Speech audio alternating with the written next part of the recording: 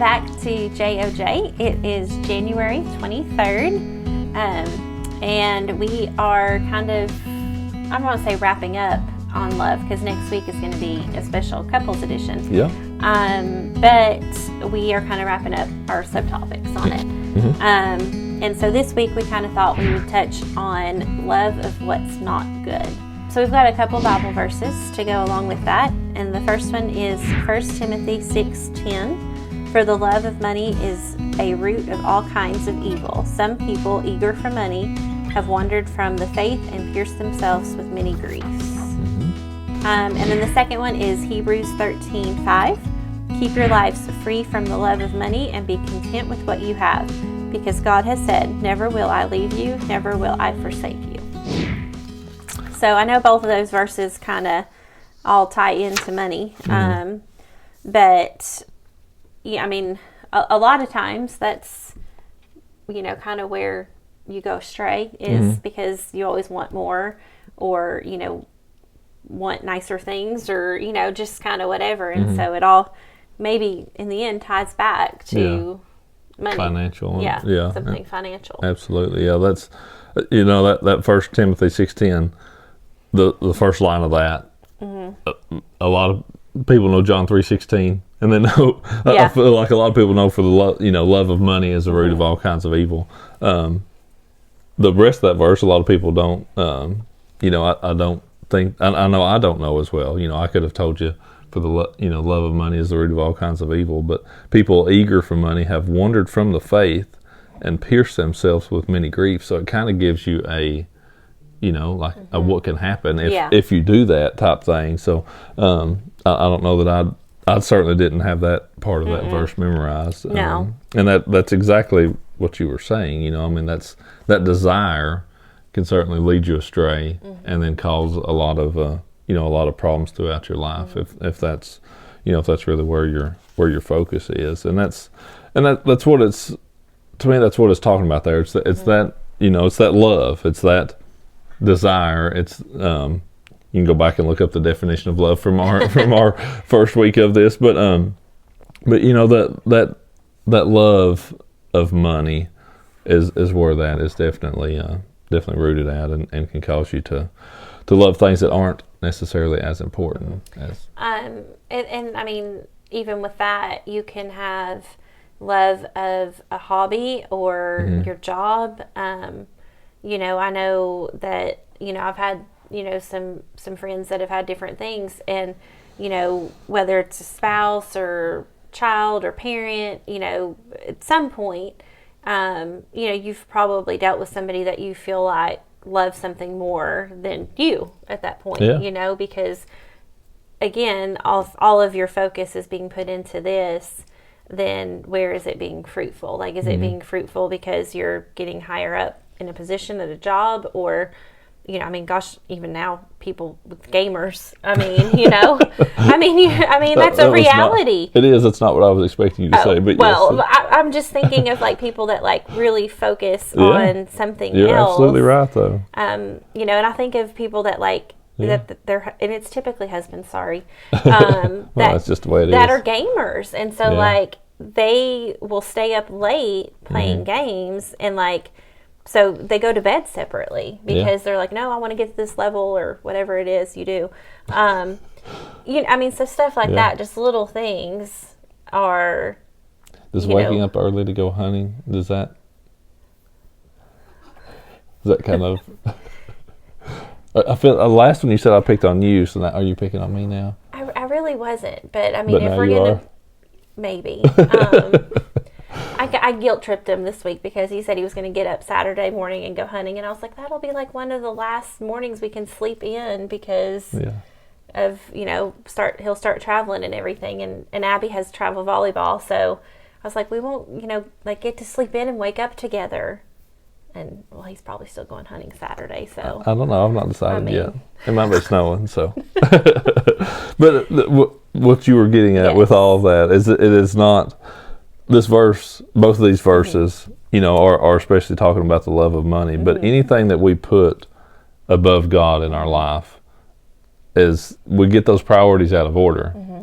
that desire. Whether it's, it could be just something that is just, fun to do. Yeah. Playing video games aren't inherently, I guess, evil. I'm not a gamer, never really was, but you don't have to worry about that.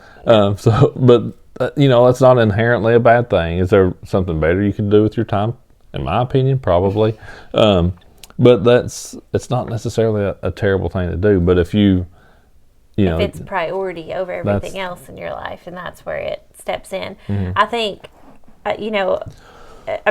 my take on it, that God has these verses, and obviously money is so, he speaks about it. Mm-hmm. I think because it's so easy, and you might, in your head, you might not be thinking, oh, I'm seeking money. But in the grand scheme of things, you might truly, really be seeking money, or, and it's not even that you're seeking money, there's a good way to put this. Making a lot of money is not a bad thing. Because I think sometimes people will confuse those. They take that verse of 1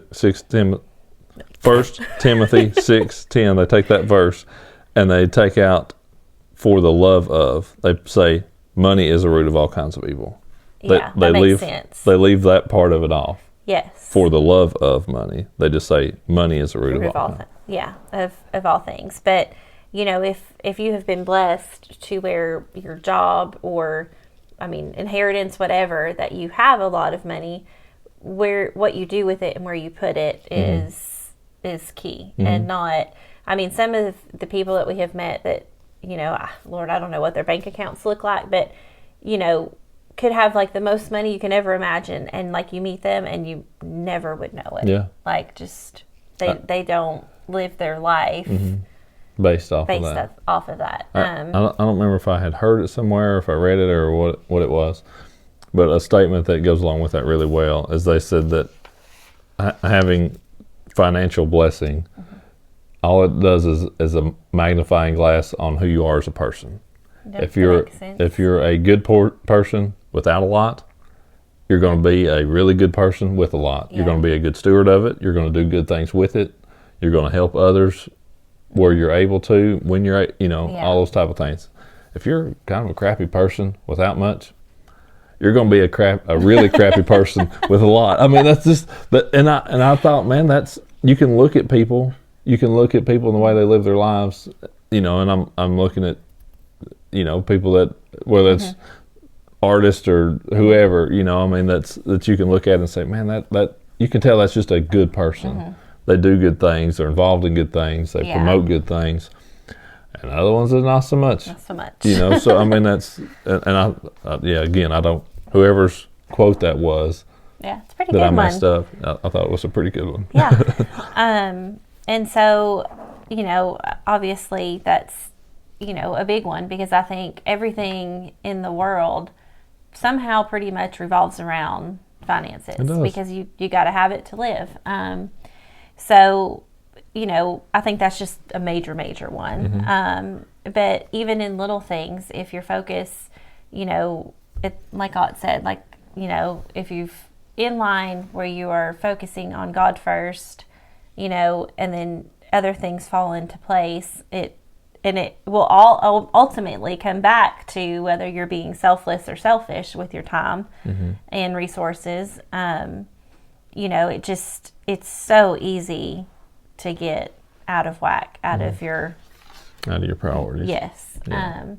So, making sure that where you're focusing your time and your love is on what is good and righteous, then, it's... Yeah. That's going to help you move the right direction. Yep, absolutely. And that's that. The verse of Hebrews 13:5. I love the part. I love verses about contentment. I think with what God has said about being content, because. And I have to work on that one. Obviously, Mustang. I'm content with my minivan. I don't know if she is or not. I just don't see why having a Mustang to go to the post office is a terrible thing. I never said it was and a then terrible maybe thing. like a Yukon going elsewhere. See, now you're getting a bit excessive.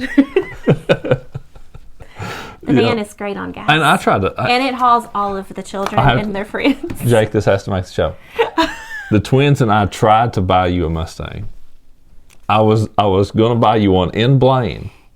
A convertible even. A red convertible. I was going to buy you a Mustang. The twins and I were going to buy that. If you're going to pick my Mustang out, then I get to pick out what riverboat you use. That's the deal. Okay, yeah, let's not go exactly. Yeah. I'll get you a little paddle kayak. You can go anywhere you want in the river. If it's too shallow, you drag it. Anywho. That's fair. Okay. All right. Well, yeah, I think... Yes, about being content is what you were saying. Yeah. Yes, that is a big one because it's hard. And like I said, I am learning to do that. I mean, because obviously, like, I like SUVs are much cooler than minivans. But when I consider that, the financial aspect of it, how much of a gas hog it would be, I would look so much better getting in that when I'm by myself. And see, those things matter to me. But what matters to me more is how many doors am I going to have to fix? That's his biggest concern because the kids are going to sling a door open every single time because that's what they do. It's not happened. There's a dent in my truck because of a child. It was with our minivan. She opened the driver's door and I've not got mine fixed. Truck. But everybody else that they ding, I'll do just like my dad did. I'm going to write them a note, put it on the windshield, and they're going to call me $500 later. I got their dent fixed. That's what my dad taught me to do. That's what but you're not even giving your children the opportunity to dent somebody else's car. Well, I guess they'll have to figure it out when they have kids. So when that circle of love comes back around to them, they'll need to know how to do that then. One day you'll see me driving a convertible Mustang. One day. But we'll wrap up with these verses here again on this week. So let's see.